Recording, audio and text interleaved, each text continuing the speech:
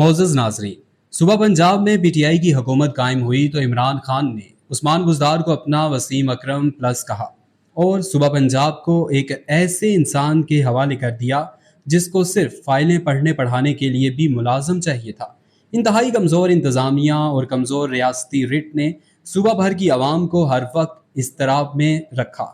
हत्ता कि इमरान रियाज खान जैसे प्रो पीटीआई सहाफ़ियों ने भी मुख्तलिफ मौक़ों पर उस्मान बुज़दार के खिलाफ ठोस शवाहिद सामने लाए, जिसमें मानिका खानदान के करतूत शामिल थे।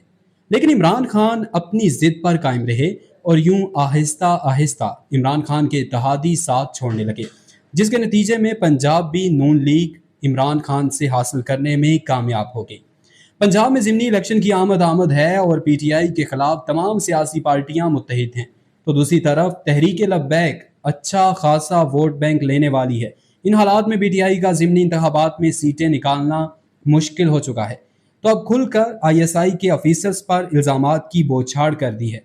अगर वाकई कोई सबूत है तो अदालत जाएं और केस करें, लेकिन इस तरह अपने इदारों पर इल्ज़ामात लगाना, वो भी सबूतों के बगैर, समझ से बाहर। पंजाब की नाराज आवाम के गुस्से को छुपाने के लिए पीटीआई लीडरान इदारों के खिलाफ मुहिम चलाकर अपनी नाअहली को छुपाना चाहते हैं, लेकिन आवाम समझ चुकी है कि खोखले नारों के पीछे छुपकर इदारों पर हमले करने वालों के पास अदना सा भी सबूत होता तो अदालत पहुंच चुके होते। कब तक पाकिस्तान में ऐसा चलता रहेगा कि जब तक हुकूमत ना मिले तो धांधली और मिल जाए तो इदारे अच्छे।